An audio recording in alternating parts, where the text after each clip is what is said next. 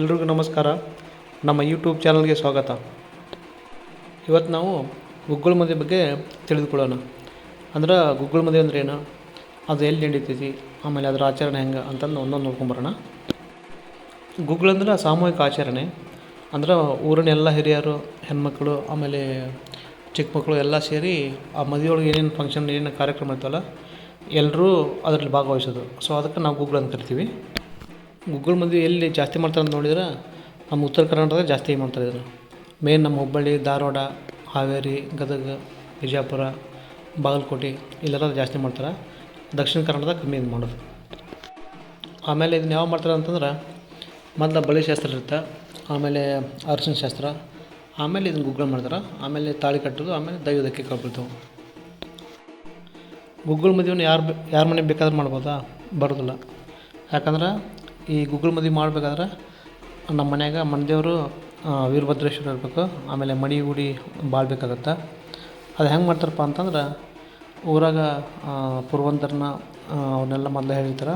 ಒಂದು ಹೇಳಿ ಕರೆಸಿ ಇಲ್ಲಿ ಮನ್ಯಾಗ ಪೂಜೆ ಮಾಡಿ, ಆಮೇಲೆ ಅವರು ವೀರಭದ್ರೇಶ್ವರ ಒಡಪು ಹೇಳ್ತಾರೆ. ಆಮೇಲೆ ಶಾಸ್ತ್ರ ಈ ಥರ ಅವರು ನೀತಿ ನಿಯಮ ಇರ್ತವೆ, ಅವನ್ನೆಲ್ಲ ಪಾಲನೆ ಮಾಡ್ತಾರೆ. ಸೊ ಅವ್ರ ಮನೆ ಮಾತ್ರ ಮಾಡಬೇಕಾಗತ್ತೆ. ಸೊ ಎಲ್ಲರೂ ಮನ್ಯಾಗ ಮಾಡೋಕ್ಕೆ ಬರೋದೆಲ್ಲ. ಆಮೇಲೆ ವರನ ಮನ್ಯಾಗ ಮಾಡ್ಬೋದು, ಇಲ್ಲಾಂದ್ರೆ ವೀರಭದ್ರೇಶ್ವರ ದೇವಸ್ಥಾನ ಇರ್ತಲ್ಲ ಅಲ್ಲಿ ಆ ದೇವಸ್ಥಾನ ಮಾಡ್ಬೋದು ಇದನ್ನು. ಈ ಗುಗ್ಗಳ ಮದುವೆ, ಗುಗ್ಗಳ ಮದುವೆಗೆ ಯಾಕೆ ಇಷ್ಟು ಮಹತ್ವ ಐತಂದ್ರೆ ದೇವರ ಸಮ್ಮುಖದೊಳಗೆ ಮಾಂಗಲ್ಯ ಧಾರಣೆ ಆಗುತ್ತೆ. ವರ ಅಲ್ಲೇ ತಾಳಿ ಕಟ್ತಾರಲ್ಲ, ಅದಕ್ಕೆ ಆ ಮದುವೆ ಪವಿತ್ರತೆ ಇನ್ನೂ ಜಾಸ್ತಿ ಆಗುತ್ತೆ. ಈ ವಿಡಿಯೋನ ನೀವು ತಪ್ಪದೇ ಕೊನೆವರೆಗೂ ನೋಡಿ. ಯಾಕಂದ್ರೆ ಮುಂದೆ ವೀರಭದ್ರೇಶ್ವರ ಒಡಪು, ಆಮೇಲೆ ಶಸ್ತ್ರ ಹಾಕೊಳ್ಳೋದು, ಒಳ್ಳೊಳ್ಳೆ ಕಂಟೆಂಟ್ ಅದಾವೆ. ನಿಮಗೆ ಈ ವಿಡಿಯೋ ಇಷ್ಟ ಆಗಿದ್ದರೆ ಲೈಕ್ ಮಾಡಿ, ಶೇರ್ ಮಾಡಿ, ಮತ್ತು ಕಮೆಂಟ್ ಮಾಡಿ. Thanks for watching the video. ಭಕ್ತ ರಕ್ಷಕ, ಭಕ್ತ ಸಂಭಾರಕ, ಭಕ್ತ ವತ್ಸಲ ಧಾರಕ, ಭಕ್ತಿ ಮುಕ್ತಿಗಳ ಪ್ರದಾಯಕ ನಮ್ ನಮಾಮಿ ಶಲವಡಿ ಎಂಬ ಪುಣ್ಯ ಕ್ಷೇತ್ರದಲ್ಲಿ ಮೆರೆಯುತ್ತಿರುವ ಹೊರಸಿದ್ಧಿ ಶ್ರೀ ವೀರಭದ್ರೇಶ್ವರ ಪಾದ ಪದ್ಮಗಳಿಗೆ ನಮೋ ನಮೋ ಎಂಬೆನಪ್ಪ ರುದ್ರ.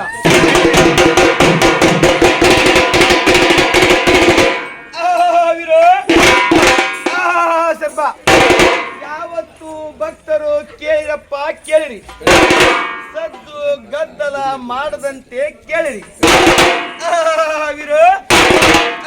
ಸರ್ಬ ಇವತ್ತಿನ ದಿವಸ ನಡೆಸುವಂತ ಈ ಗುಗ್ಗಳ ಕೊಡುವು ಹೇಗೆ ಹುಟ್ಟಿತು, ಯಾರಿಂದ ಹುಟ್ಟಿತು, ಯಾವುದಕ್ಕೋಸ್ಕರ ಹುಟ್ಟಿತು ಎನ್ನುವುದರ ಬಗ್ಗೆ ಸಂಕ್ಷಿಪ್ತದಲ್ಲಿ ವಿವರವನ್ನು ಹೇಳುವೆ.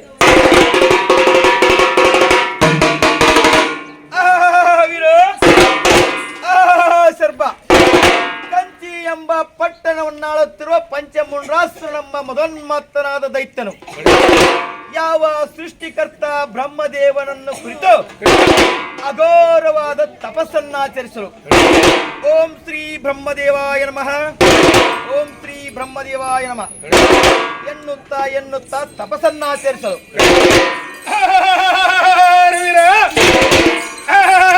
ಸ್ವಲ್ಪ ಎಲೆ ಎಲೆ ಪಂಚಮುಂಡ್ರಾಸುರನೇ, ಈ ಘೋರ ತಪಸ್ಸಲು ಕಾರಣವೇನು?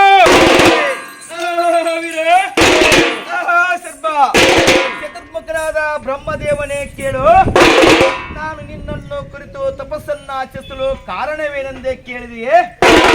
ನನಗೆ ಮಾನವರಿಂದಾಗಲಿ ದಾನವರಿಂದಾಗಲಿ ಯಾರಿಂದಲೂ ನನಗೆ ಮರಣ ಬಾರಬಾರದು.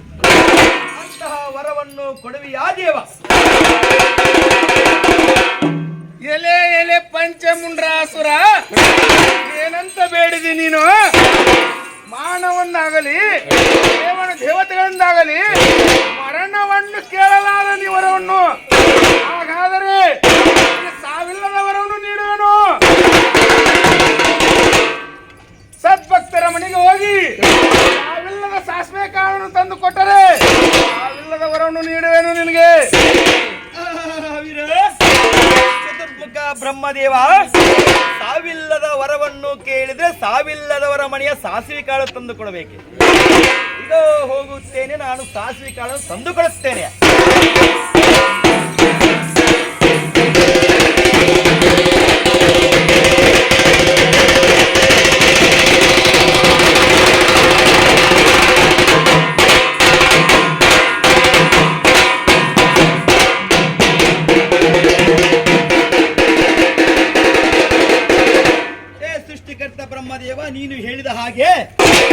ಸಾವಿಲ್ಲದವರ ಮನೆಯ ಸಾಸಿವೆ ಕಾಳನ್ನು ತರಲಿಕ್ಕೆ ನನ್ನಿಂದ ಆಗಲಿಲ್ಲ. ಬೇರೆ ಏನಾದರೂ ಇದ್ದರೆ ಹೇಳು.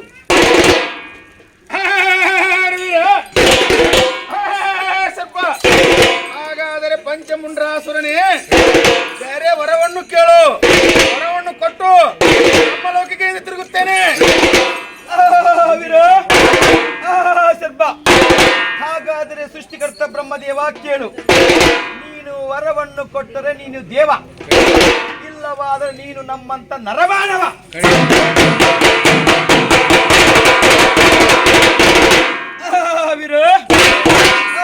ಸರ್ಪ, ಈಗ ಕೇಳು ಬ್ರಹ್ಮದೇವ.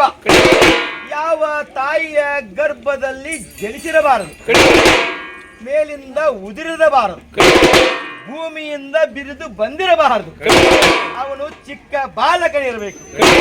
ಅಂತವನಿಂದ ಏನಾದರೂ ಸಾವು ಬರುವುದಾದರೆ ಬಂದು ಬಿಡಲಿ. ಇಂತಹ ವರವನ್ನು ಕೊಡಲಿಕ್ಕೆ ನಿನ್ನಿಂದ ಆಗುತ್ತದೆಯೇ ಬ್ರಹ್ಮದೇವ? ಎಲೆ ಪಂಚಮುಂಡ್ರಾಸುರನೇ, ಆಯ್ತು, ವರವನ್ನು ಕೊಡುತ್ತೇನೆ ನಿನಗೆ. ಸರ್ಪ, ಸೃಷ್ಟಿಕರ್ತ ಬ್ರಹ್ಮದೇವನ ವರವನ್ನು ಪಡೆದುಕೊಂಡೆ.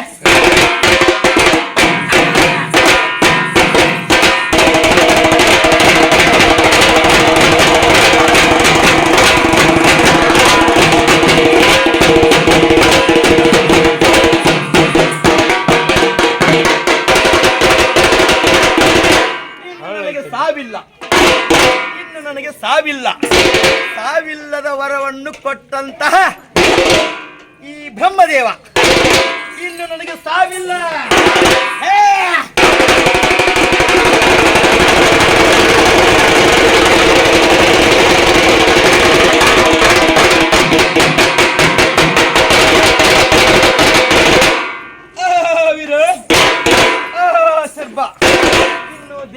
ದೇವತೆಗಳಿಗೆ ಅಷ್ಟ ಐಶ್ವರ್ಯನಾಗಿರ್ತಕ್ಕಂಥ ಎಲ್ಲ ಅಹಂಕಾರ ಬರಬೇಕಾದರೆ ಇಂಥವರಿಗೆ ಋಷಿ ಮುನಿಗಳಿಂದ ಪಾಪದ ಕೊಡುವ ತುಂಬಬೇಕು ಎಂದು ಹೋಗುತ್ತಾ ಋಷಿಗಳನ್ನು ಗೋಳಾಡಿಸುತ್ತಿರುವ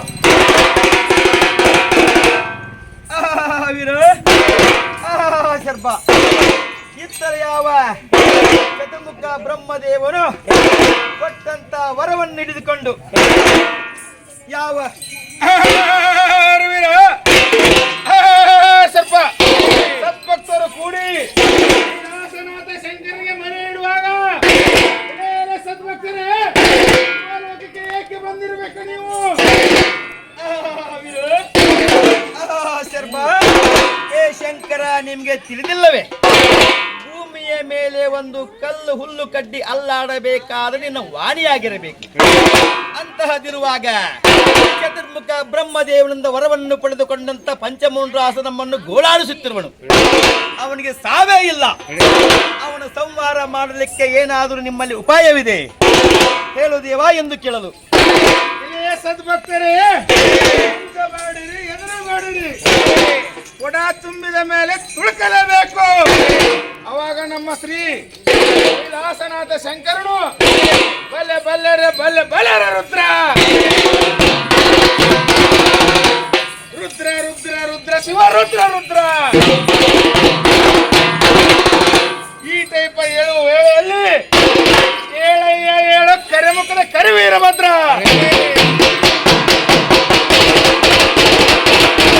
ಉರಿ ನೇತ್ರದಿಂದ ಬಂದು ಕೈಲಾಸನಾಥ ಶಂಕರನೇ, ನನ್ನ ಉರಿ ನೇತ್ರದಿಂದ ಕಾರಣವೇನು? ಸರ್ಪ, ಭಕ್ತ ರಕ್ಷಕ, ದುಷ್ಟ ಸಂಹಾರಕ, ಭಕ್ತ ವತ್ಸಲ, ಭಕ್ತೋದ್ಧಾರಕ. ನನ್ನ ಪುತ್ರನಾದ ಶ್ರೀ ವೀರಭದ್ರನೇ ಕೇಳು.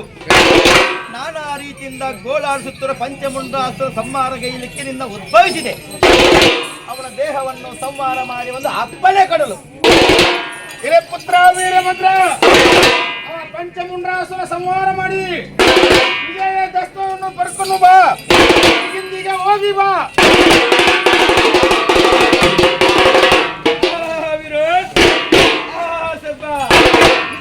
ನಮ್ಮ ಶಂಕರನಾದ ಪುತ್ರನಾದ ಶ್ರೀ ವೀರಭದ್ರ ದೇವರು ಆ ದೈತ್ಯ ಎದುರಿಗೆ ಬಂದಿರಲಿಲ್ಲಲು.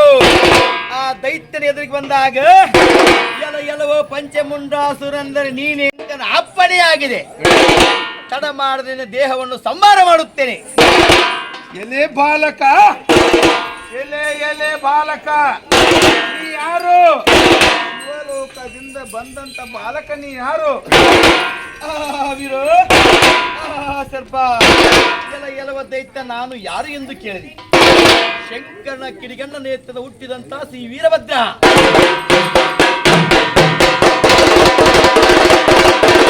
ನಿಮ್ಮಂತಹ ದೈತ್ಯರನ್ನು ಸಂಹಾರಕ್ಕೆ ಸೃಷ್ಟಿಸುತ್ತ ಕರವೀರಭದ್ರ.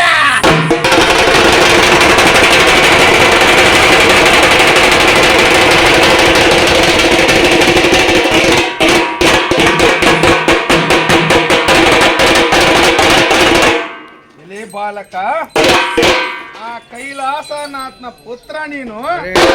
ಒಬ್ಬ ಬೂದಿ ಬಡಕ, ಒಬ್ಬ ಬಾಯಿ ಬಡಕ, ನಿನಗೆ ವೀರಭದ್ರ ಎಂದು ನಾಮಕರಣವನ್ನು ಮಾಡಿದ್ದಾರೆ. ಎಲಿಯ ಮೇಲಿನ ಮಾಸ ಆರಿಲ್ಲ. ಹಾಲ ಕುಡಿ ಕಂದಮ್ಮನೇ, ಅರಳಿ ಶಿವಲೋಕಕ್ಕೆ ಎಂದು ತಿರುಗು. ಎಲ್ಲವ ಮುದಿಯ ಏನಂದೆ? ಹಾಲು ಕುಡಿದ ಕಲ್ಲವೇ ಮಾಸಿಲ್ಲವೇ? ನನ್ನ ತಂದೆಗೆ ಏನಂದೆ? ಹತ್ತಲು ಮುದಿ ಎತ್ತು ಡವಗಿ ಹಿಡಿದು ಭಿಕ್ಷಾ ಪಾತ್ರೆ ಎಂದು ತಿಳಿದುಕೊಂಡು ತಿರುಗುವ 60 ಶಂಕರನ ಮಗನೆಂದೆ.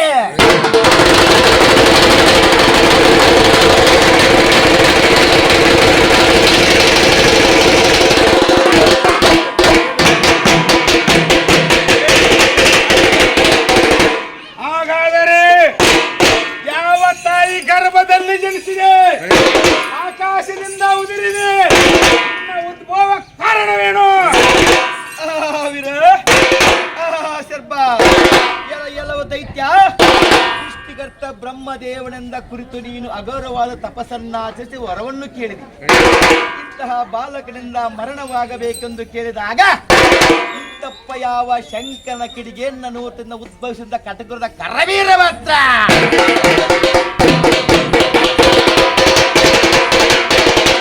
ಎಷ್ಟು ತಿಳುವಳಿಕೆ ಮಾತ ಹೇಳಿದರೆ ಬಾಲಕ ನಿನಗೆ ಅರಿವು ಆಗಲಿಲ್ಲ. ಮರಳಿ ಶಿವಲೋಕಕ್ಕೆ ಹೋಗಂದರೆ ನನ್ನ ಜೋಡಿ ಯುದ್ಧವನ್ನು ಮಾಡುತ್ತೆ. ಹಾಗಾದರೆ ಖಡ್ಗ ಯುದ್ಧವನ್ನು ಮಾಡುವೆ, ಶಸ್ತ್ರ ಯುದ್ಧವನ್ನು ಮಾಡುವೆ, ಮಲ್ಲ ಯುದ್ಧವನ್ನು ಮಾಡುವೆ, ಯಾವ ಯುದ್ಧವನ್ನು ಮಾಡುವೆ? ಖಡ್ಗ ಯುದ್ಧದಿಂದ ಸಂಹಾರ ಮಾಡುವೆ.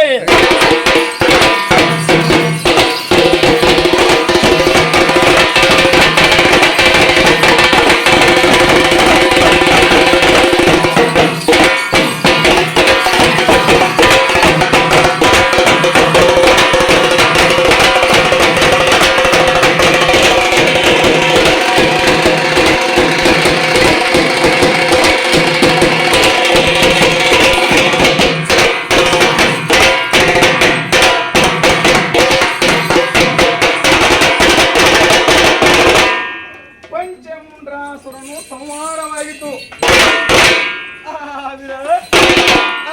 ಸರ್ಪ ಪಂಚಮುಂಡಾಸ ಸಂಹಾರವಾದ ಬಳಿಕ ಪಂಚಮುಂಡಾಸ ಹೆಂಡತಿಯಾದ ನಮನಾದೇವಿ ಭಕ್ತಿಯಿಂದ ಪಾದಕ್ಕೆ ಭಿನ್ನ ಮಾಡಲು ಹೇ ಸೃಷ್ಟಿಕರ್ತ ಬ್ರಹ್ಮದೇವನಿಂದ ವರವನ್ನು ಪಡೆದಂತ ನನ್ನ ಗಂಡ ಇವತ್ತು ನಿನ್ನ ಮಣ್ಣು ಪಾಲಾಗ, ಅವನ ಮಣ್ಣು ಪಾಲಾಗದಂತೆ ಇಂತಿಪ್ಪ ಯಾವ ಗುಗ್ಗಳ ಕೊಡವನ್ನಾಗಿ ನಿರ್ಮಿಸಿ ನಿನ್ನ ಕಾರ್ಯಕ್ರಮದಲ್ಲಿ ಉಪಯೋಗಿಸಬೇಕು ದೇವ ಎಂದು ಬೇಡಿಕೊಳ್ಳಲು.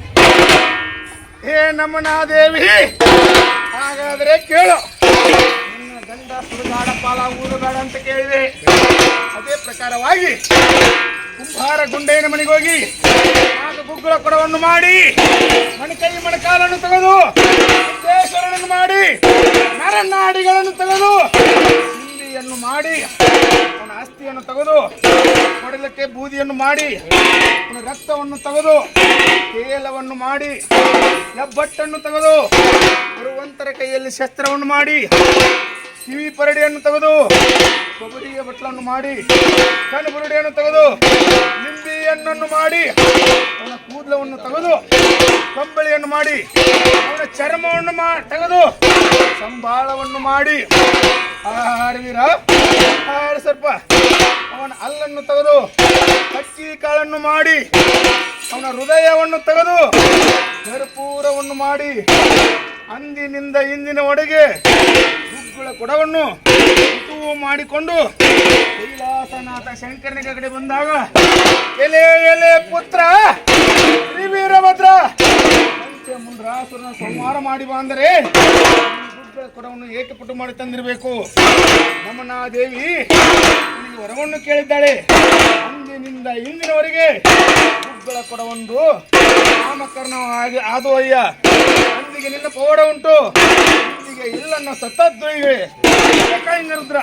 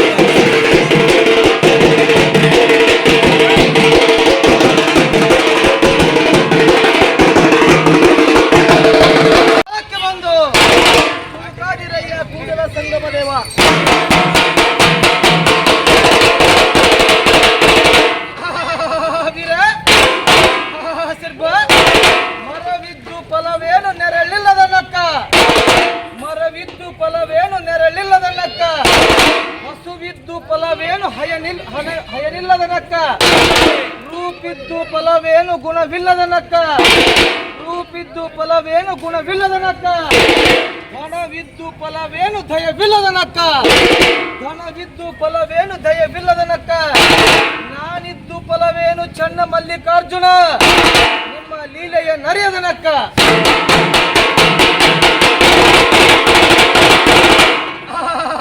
ವೀರ ಸರ್ವ ಮಂಗಳ ಮಾಂಗಲ್ಯ ಶಿವೆ ಸರ್ವಾರ್ಥ ಸಾಧಕೆ ಶರಣ್ಯೆ ತ್ರಯಂಬಕೆ ಗೌರಿ ನಾರಾಯಣಿ ನಮೋಸ್ತುತೆ.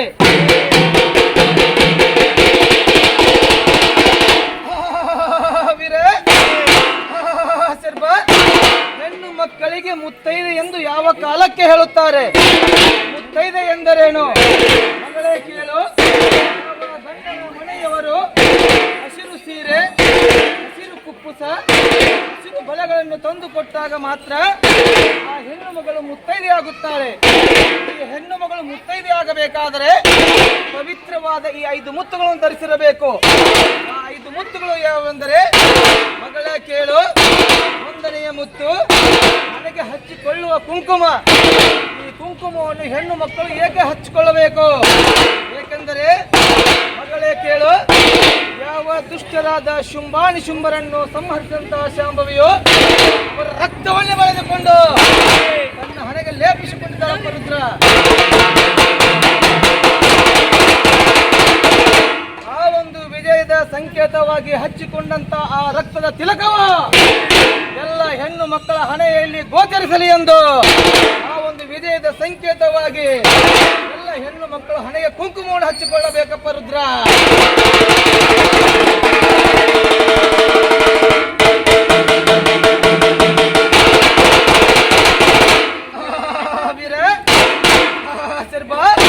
ಇದು 1ನೆಯ ಮುತ್ತಾಯಿತು. ಇನ್ನು 2ನೆಯ ಮುತ್ತು ಯಾವುದೆಂದರೆ ಕಿವಿಗೆ ಹಾಕಿಕೊಳ್ಳುವ ಓಲೆ. ಈ ಓಲೆಯನ್ನು ಹೆಣ್ಣು ಮಕ್ಕಳು ಏಕೆ ಹಾಕಿಕೊಳ್ಳಬೇಕು? ಏಕೆಂದರೆ ಮಗಳೇ ಕೇಳು, ಯಾವ ಕೆಟ್ಟ ಶಬ್ದಗಳಾಗಲಿ, ಕೆಟ್ಟ ನುಡಿಗಳಾಗಲಿ, ಕೆಟ್ಟ ವಿಚಾರವಾಗಲಿ, ಮನೆ ಮುರಿಯುವ ಮಾತಾಗಲಿ ನಿನ್ನ ಹಣೆಗೆ ಶ್ಲೋಕದರಲ್ಲಿ ಮಗಳೇ ಎನ್ನುವ ಉದ್ದೇಶಕ್ಕಾಗಿ ಯಾವ ಹೆಣ್ಣು ಮಕ್ಕಳು ಹಣೆಗೆ ಕಿವಿಗೆ ಓಲೆಯನ್ನು ಹಾಕಿಕೊಳ್ಳಬೇಕು. ಇದು 2ನೆಯ ಮುತ್ತಾಯಿತು. 3ನೆಯ ಮುತ್ತು ಯಾವುದೆಂದರೆ ಮೂಗಿಗೆ ಹಾಕಿಕೊಳ್ಳುವ ಮೂಗುತಿ. ಈ ಮೂಗುತಿಯನ್ನು ಹೆಣ್ಣು ಮಕ್ಕಳು ಏಕೆ ಹಾಕಿಕೊಳ್ಳಬೇಕು? ಏಕೆಂದರೆ ಗಂಡನಾದವನು ಕುರುಡನಾಗಿರಲಿ, ಕುಂಟನಾಗಿರಲಿ, ಅಂಧ ಬುದ್ಧಿಹೀನನಾಗಿರಲಿ, ಹೊರಗಿನಿಂದ ಬಂದಾಗ ಮುತ್ತಿನಂತ 2 ಮಾತನಾಡಿಸಿ ಒಂದು ತಂಬಿಗೆ ನೀರು ತುಂಬಿಕೊಡು ಮಗಳೇ ಎನ್ನುವ ಉದ್ದೇಶಕ್ಕಾಗಿ ಹೆಣ್ಣು ಮಕ್ಕಳು ಮೂಗಿಗೆ ಮೂಗುತಿಯನ್ನು ಹಾಕಿಕೊಳ್ಳಬೇಕು.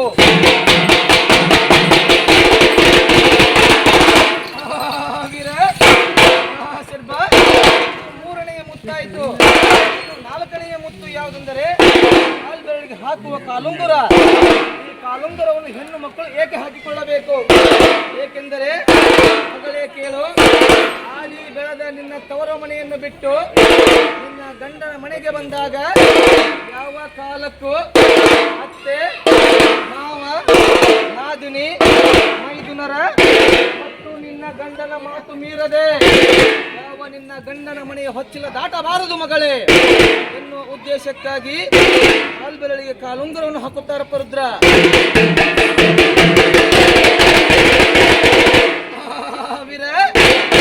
ಸರ್ಬ 4ನೆಯ ಮುತ್ತಾಯಿತು. 5ನೆಯ ಮುತ್ತು ಯಾವುದೆಂದರೆ ಕಂಠಕ್ಕೆ ಕಟ್ಟುವ ತಾಳಿ. ವೀರ, ತಾಳಿಯನ್ನು ಕಂಠಕ್ಕೆ ಏಕೆ ಕಟ್ಟಬೇಕು? ಮುಂಗೈಗಾಗಲಿ ಕೈಗಾಗಲಿ ಕಟ್ಟಬಹುದಿತ್ತು ಮಗಳೇ, ಆದರೆ ಕಂಠಕ್ಕೆ ಏಕೆ ಕಟ್ಟಬೇಕೆಂದರೆ ನೀನು ಬೆಳೆದಂತ ತವರು ಮನೆಯಲ್ಲಿ, ಆಡಿ ಬೆಳೆದಂತ ನಿನ್ನ ತವರು ಮನೆಯಲ್ಲಿ ಎಷ್ಟೇ ಕಷ್ಟ ನಷ್ಟಗಳನ್ನು ಅನುಭವಿಸಿದ್ದರು ಅದನ್ನು ಕಂಠದ ಕೆಳಗೆ ಇರಿಸಿಕೊಂಡು ಗಂಡನ ಮನೆಯಲ್ಲಿ ಹೇಳಬಾರದು ಮಗಳೇ ಎನ್ನುವ ಉದ್ದೇಶಕ್ಕಾಗಿ ಗಂಡನ ಮನೆಯಲ್ಲಿ ಎಷ್ಟೇ ಕಷ್ಟ ನಷ್ಟಗಳನ್ನು ಅನುಭವಿಸುತ್ತಿದ್ದರು ಅದನ್ನು ಯಾವ ಕಾಲಕ್ಕೂ ನಿನ್ನ ತವರು ಮನೆಯಲ್ಲಿ ಹೇಳಬಾರದು ಮಗಳೇ. ಎಷ್ಟೇ ಕಷ್ಟ ನಷ್ಟಗಳನ್ನು ಅನುಭವಿಸುತ್ತಿದ್ದರು ಅದನ್ನು ಕಂಠದ ಕೆಳಗೆ ಇಟ್ಟುಕೊಂಡು ತಾಳಿಕೊಂಡು ಹೋಗು ಮಗಳೇ ಎನ್ನುವ ಉದ್ದೇಶಕ್ಕಾಗಿ ಕೊರಳಿಗೆ ತಾಳಿಯನ್ನು ಕಟ್ಟುತ್ತಾರಪ್ಪ ರುದ್ರ.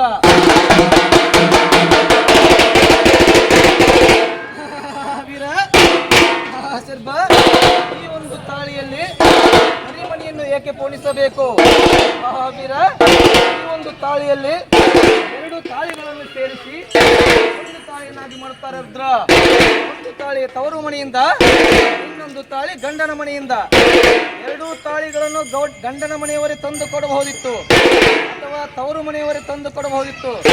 ತವರು ಮನೆಯಿಂದ ಒಂದು ತಾಳಿ ಏಕೆಂದರೆ ನಿನ್ನ ತವರನ್ನು ಬಿಟ್ಟು ಗಂಡನ ಮನೆಗೆ ಹೋದಾಗ ಯಾವ ಕಾಲಕ್ಕೂ ನೀನು ಆಡಿ ಬೆಳೆದಂತ ನಿನ್ನ ತವರನ್ನು ಮರೆಯಬೇಡ ಮಗಳೇ ಎನ್ನುವ ಉದ್ದೇಶಕ್ಕಾಗಿ ತವರು ಮನೆಯಿಂದ ಒಂದು ತಾಳಿ, ಯಾವ ಗಂಡನ ಮನೆಯನ್ನು ಬಿಟ್ಟು ನಿನ್ನ ತವರಿಗೆ ಹೋದಾಗ ಯಾವ ಕಾಲಕ್ಕೂ ನಿನ್ನ ಗಂಡನ ಮನೆ ಮತ್ತು ಗಂಡನನ್ನು ಯಾವ ಗಳಿಗೆಯಲ್ಲೂ ಮರೆಯಬೇಡ ಮಗಳೇ ಎನ್ನುವ ಉದ್ದೇಶಕ್ಕಾಗಿ ಗಂಡನ ಮನೆಯಿಂದ ಒಂದು ತಾಳಿ, ಈಗ 2 ತಾಳಿಗಳನ್ನು ಸೇರಿಸಿ ಒಂದು ತಾಳಿಯನ್ನಾಗಿ ಮಾಡುತ್ತಾರೆ ರುದ್ರ.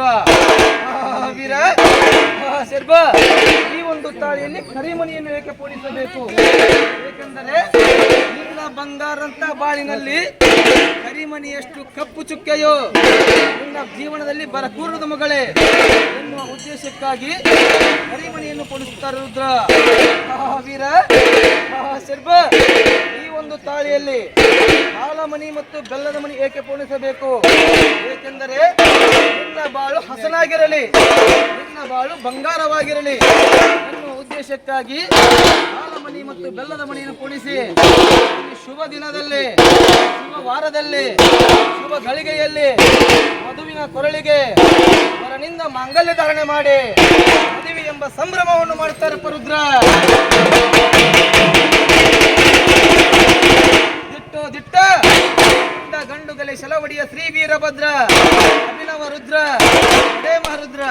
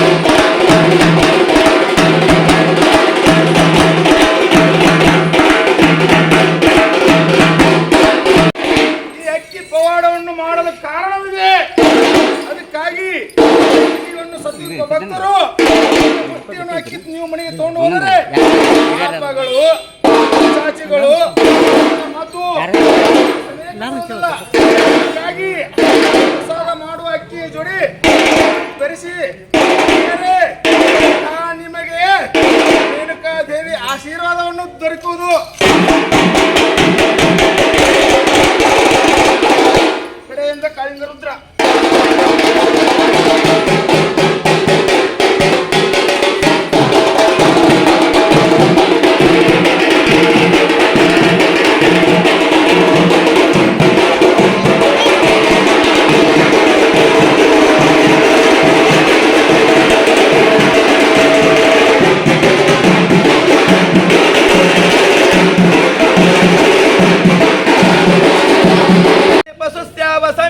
ಬಾಧ್ಯದಲ್ಲಿ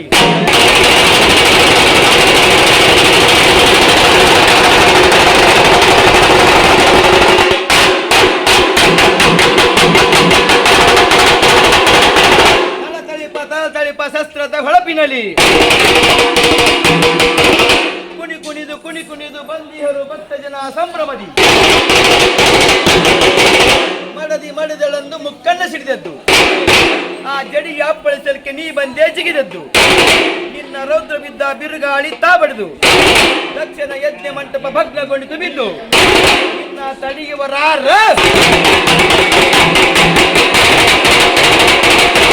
ಕುಡಿ ಮೀಸೆ ಕಿಡಿದೆತ್ತ ಸ್ವಲ್ಪ ಕಟ್ಗವನು ಜಳಿಪಿಸುತ್ತೆ, ತ್ರಿಶೂಲವನೇ ತಿರುವತಲೆ, ಮಾಲೆಯೋಳು ಧರಿಸಿ ಕಂಡವನು ಸುರಿಸುತ್ತಲೇ ಎದುರು ಬಂದವರನ್ನು ನಡೆದು ತುಂಡರಿಸುತ್ತ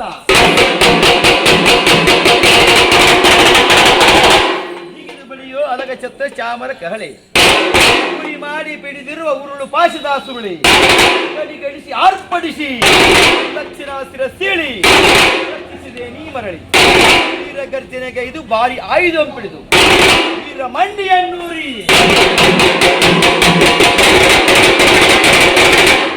ಕರವನೆ ಕಡಿದು ಪುಟಿ ಪುಟಿಯುತ್ತಿರುವ ಛತ್ರದ ಗುಗ್ಗಳಕ್ಕೆ ತಾ ಹಿಡಿದು ನಂದಿದ ಗುಗ್ಗಳವ ಭಗ್ಗನೆ ಹತ್ತಿಸಿ ನೀ ಮರಳಿ. ಮರಳ ಕಾಸಿಯಲಿಂದ ಮರನಾಯ್ದು ನೊಂದು ದಿಟ್ಟ ಒಡಿಯ ಶ್ರೀ ವೀರಭದ್ರ ಕಾರಡಿಗೆಯ ಕಲ್ಲ ಗುಡಿಯ ಕಟಕದ ಕರವೀರಭದ್ರ. ನಿಮ್ಮ ಪವಾಡು ಅಂದಿಗಿತ್ತು ಇಂದಿಗಿಲ್ಲ ಎಂದು ಹೇಳಿಕೊಂಡು ತಿರುಗುವ ಬಂಡರ ಮನೆಯನ್ನು ಹಕ್ಕು ಕಾಡುವ ದೇವರ ಗಂಡ ದಂಕಮಲ್ಲ ಗಂಡೇರಿ ಗಂಡ ಬ್ರಹ್ಮಣೋದಿಕವಾದ ಬಡಿಸಿಯ ಶ್ರೀ ವೀರಭದ್ರ ಎಂದ ಕಡೆ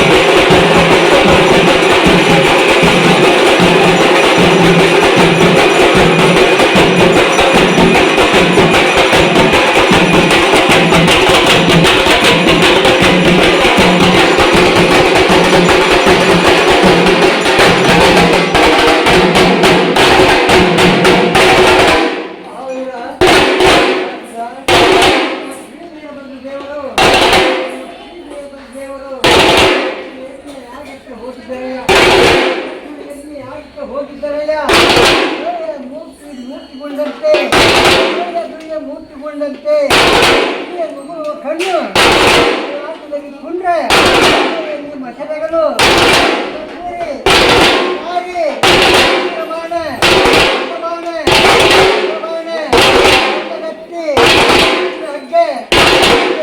ಸನ್ನದ್ಧವಾಗಿ ಎಂದು ಪೂಜೆ ಪರಿಸಿ ಎತ್ತಿ ಆಗಕ್ಕೆ ಬಂದು ಕೂಡಿದ ಕೋಟಿ ದೇವತೆಗಳನ್ನು ಕಂಡು ಕೆಮ್ಮಲು ಗುಂಡಿಗಳು ಉಳಿದು ಬಿದ್ದಯ್ಯ ಎತ್ತವಯ್ಯ ಚಂದ್ರ ವಿಷ್ಣು ಬ್ರಹ್ಮರ ಎಳೆಯವನು ನೀರಾಯ್ತಯ್ಯ ಸಮಯದಲ್ಲಿ ಪವಿತ್ರೋತ್ಸವದಲ್ಲಿ ದೇವರು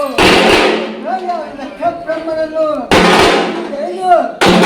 ಕಡಿಯರಾಗಿ ಕಡಿಯರಾಗಿ ಉಳಿದೆ ಎತ್ತ ಭೂಮಿ ಕೈಯ ಕಾಲದಲ್ಲಿ ಸತ್ಯದ ಪ್ರಸಿದ್ಧೆಯು ಕೈ ಜೋಡಿಸಿ ಪಾಲಿಸಯ್ಯ ಅಡಿಗಳಿಗೆ ಹೇಗೆ ಬೇಡಿಕೊಳ್ಳುವನಯ್ಯ